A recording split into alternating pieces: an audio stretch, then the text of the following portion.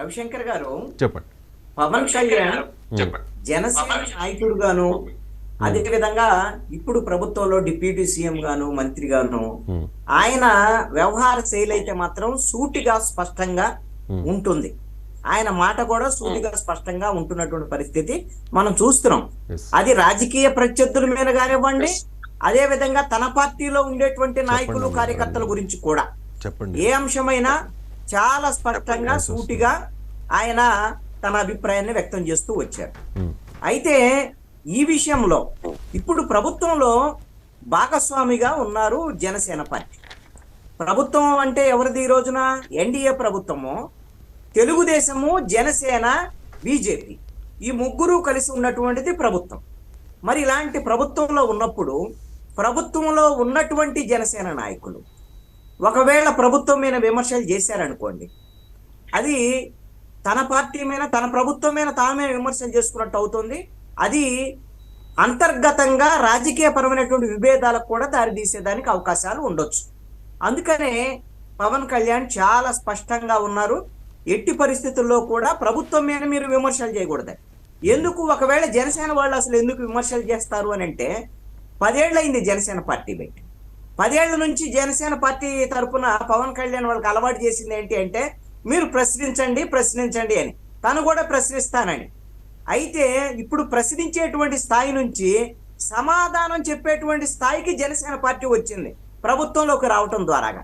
అయితే ఆ విషయాన్ని మర్చిపోయి జన సైనికులు ఎవరైనా సరే మరి ప్రభుత్వం మీద ఇంతకుముందు అలవాటు కొద్దీ ప్రశ్నించడమే అలవాటుగా, మరి ఆ ప్రభుత్వంలో ఇక్కడ సమస్యలు అవి ఉన్నాయని వీళ్ళే ప్రశ్నిస్తే సమాధానం చెప్పాల్సినటువంటి వాళ్ళు, ప్రభుత్వంలో భాగస్వాములుగా ఉన్నటువంటి వాళ్ళు ఇలా మాట్లాడితే ఇంకా ప్రభుత్వంలో భాగస్వాములుగా ఉన్నటువంటి ఇతర తెలుగుదేశము, బీజేపీకి సంబంధించినటువంటి వాళ్ళు ఇబ్బందికి గురయ్యేటువంటి అవకాశం ఉంటుంది. ఈ విధంగా మనస్మర్థలు కూడా వచ్చేదానికి అవకాశం ఉండొచ్చు. అందుకని ఒక జాగ్రత్త వహించండి, విమర్శలు చెయ్యొద్దు అనేటువంటి దాని మీద స్పష్టత ఇచ్చారు. రెండవ అంశం ఏంటి అని అంటే,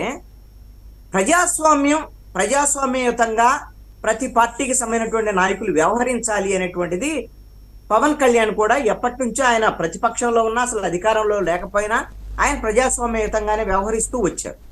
ఇప్పుడు కూడా మరి ప్రజాస్వామ్యయుతంగా తమ పార్టీకి సంబంధించినటువంటి వాళ్ళు, ఇప్పుడు అధికారులు ఒకవేళ అధికారిక సమావేశం, ఇందాక మీరు చెప్పారు కందుల దుర్గేష్ తిరుపతిలో జరిగినటువంటి సమీక్షా సమావేశంలో ఆయన హోంమంత్రి, ఆయన మంత్రిగా ఏం చేస్తారు? మిగతా అధికారులతో సమీక్ష నిర్వహిస్తారు.